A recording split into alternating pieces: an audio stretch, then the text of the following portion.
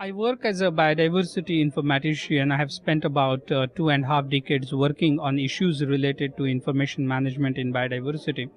And as a natural course of progression, I now work with the Global Biodiversity Information Facility Secretariat, which is based in Copenhagen.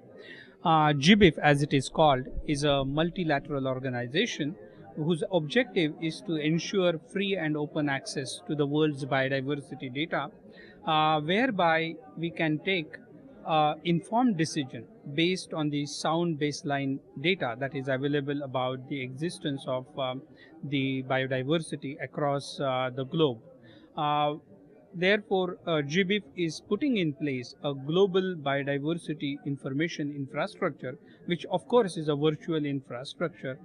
We engage with countries, and we also engage with international organizations who are the associate members on the GBIF's governing board.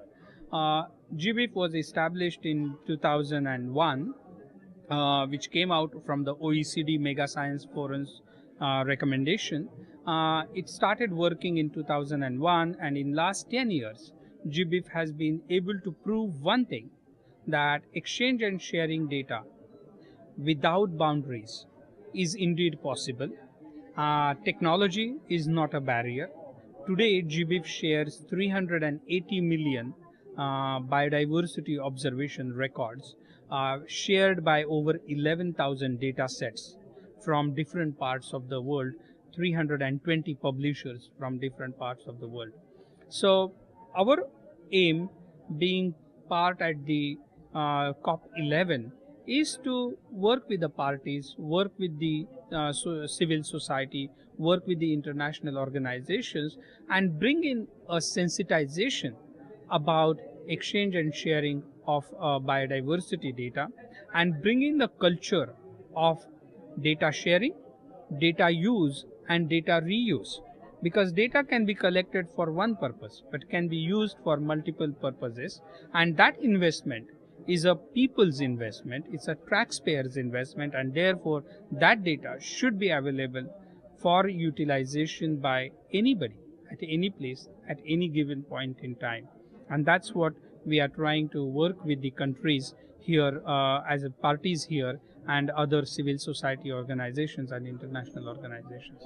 That's a fabulous thing that is being done, because it has always been there has always been a huge gap in the analysis and research study because of the lack of data.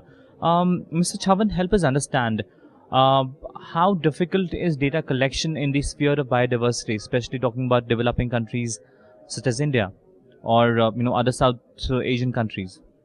Well, as such, traditionally, data is collected by a group of scientists or an individual researcher for his or her own limited purpose. And unfortunately, within the science realm itself, there is no culture of sharing of data, because everybody treats their data more than they love their own daughters. They would part their daughters when they are grown enough and marry them to another man, but they will not part their data. Data is also being unfortunately treated as a power, which is a myth practically. Therefore, there isn't a culture of sharing data. There is no institutional framework for managing the data. In our research projects, there is no specific allocation for data management, long-term data archival. So where the project ends, the data also get lost. The another basic problem is that there is no incentive for an individual researcher for exchanging and sharing data.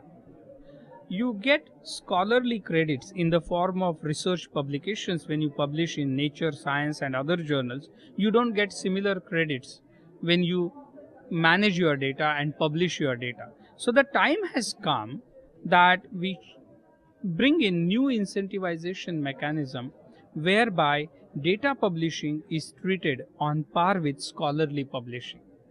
If that happens, then it will become a part of individuals' performance appraisal. It will also become part of institutionals' performance appraisal system. If that happens, then automatically data management will become a mainstream activity within the scientific project management systems. And if that happens, then data will flow seamlessly. And that'll boost the research done in the biodiversity sphere. Mr. Chavan, tell us something about tell us some initiatives or activities that GBIF has taken to generate incentives for data collectors. In terms of activities to generate or promote incentives for data collectors, GBIF in 2009 institutionalized a task force called Data Publishing Framework Task Force. Its reports are available in one of the special issue of BMC Bioinformatics Supplement. But the key initiatives were that we need to provide a unique identifier to each data record. It's a globally unique identifier so that data records can be identified as a original data records, duplicates can be identified, its creator can be accredited. The second recommendation that were given were creation of data papers. A metadata describing the data set should be published like any other research articles. And I'm happy to let you know that GBIF has worked with the group of journals commissioned by Pensoft Publishers, 6 journals at this point in time, and these journals are now publishing data papers which describes the data set. I'm also very happy that the first data paper in biodiversity came from India. It came from joint efforts of Wildlife Institute of India and Bombay Natural History Society, and now that is being recognized within the biodiversity community as one of the mechanisms to incentivize the scientists for their efforts in managing the biodiversity data. Additionally, we just recently launched a better guidance for data citation on how data sets should be cited, because data is collected by a field worker, it's validated by a taxonomist or an subject expert, it's documented by a computer professional or data entry operator, and it's published by someone else.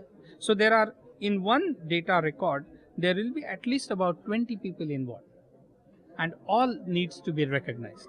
Civil society, the naturalist community also collects a lot of data, and that data is scientifically useful. Therefore, they also need to get incentives on par with the scientists as they are getting. So we are promoting a new data citation practices. The best practice for the data citation is out. We hope that incrementally we will be able to implement it within the GBIF network. But I am also very happy that this data citation mechanism is also being applauded by other science streams. So it's not specific to biodiversity, it will apply to all types of scientific data. So those are some of the things. I think what also need to happen moving forward is similar to impact factor for research publication. There should be data usage index for data publication. And if I put my futuristic cap on, I believe 10 years from now or even before that, we will have integrated publishing index, which is culmination of impact factor for research publications and data usage index for data publications. And that will bring data publishing as a mainstream activity.